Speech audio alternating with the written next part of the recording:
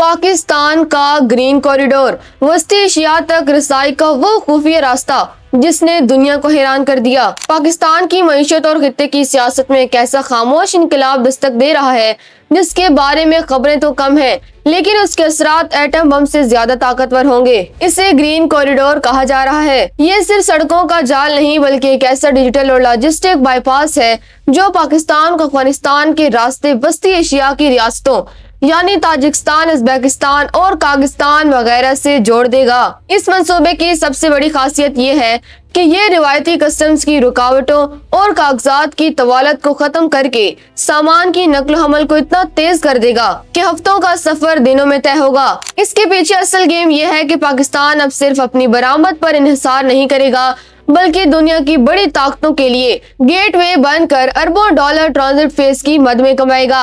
इस मंसूबे की जड़ें दरअसल मल्टी मॉडल ट्रांसपोर्ट में छुपी हैं, यानी ये सिर्फ ट्रकों का रास्ता नहीं बल्कि रेलवे, हवाई रास्तों और समुद्री बंदरगाहों का एक ऐसे इम्तिजाज है जहां सामान एक जगह से दूसरी जगह बगैर किसी रुकावट के मुंतकिल होगा। चीन इसी मंसूबे में बैकबोन का किरदार अदा कर रहा है क्योंकि सी पैक का अगला मुंतकी कदम वस्ती एशिया तक रिसाई ही है। गवादर और कराची की बंदरगाहों को इन जदीद ड्राई पोर्ट से जोड़ा जा रहा है जहां डिजिटल कस्टम्स क्लियरेंस सिस्टम नस्ब होंगे।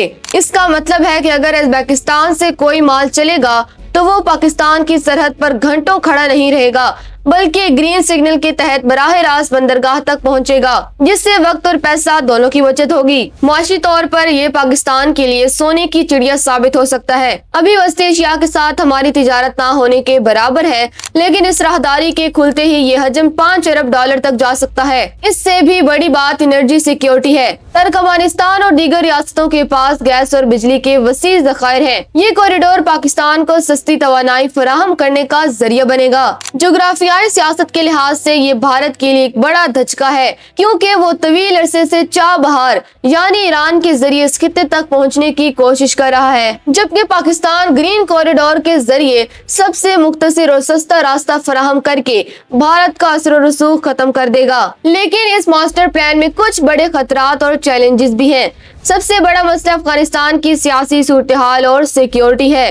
जब तक काबुल में इस्तेहकाम नहीं आता, इस रास्ते की हिफाजत एक बड़ा सवालिया निशान रहेगी। इसके अलावा पाकिस्तान के अंदर लॉजिस्टिक इंफ्रास्ट्रक्चर की सुस्त रवि और फंड्स की कमी भी रुकावट बन सकती है। यहाँ एक रिवर्स ट्रांजिट ट्रेड की इस्तेलाह भी अहम है, जिसके तहत पाकिस्तान न सिर्फ सामान भेजेगा बल्कि वस्ती एशिया का सामान पूरी दुनिया तक पहुंचाकर एक बैनुल अक़वामी तिजारती मरकज बन जाएगा। ये मंसूबा जहां पाकिस्तान को खुशहाली की तरफ ले जा सकता है, वहीं इसे खित्ते की बड़ी ताकतों के दरमियान जारी कशमकश का मरकज भी बना सकता है। इस मंसूबे की असल गेम को समझना भी जरूरी है।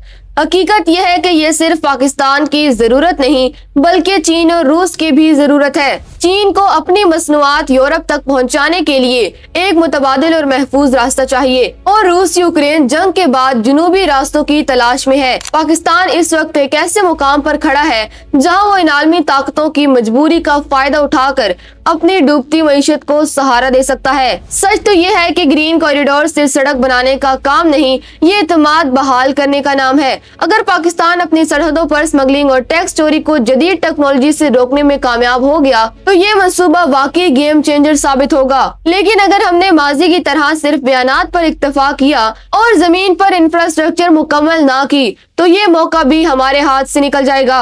ये पाकिस्तान के लिए डू और डाई की सूरत हाल है क्योंकि वस्ती एशिया की मंडियां ज्यादा देर तक इंतजार नहीं करेंगी।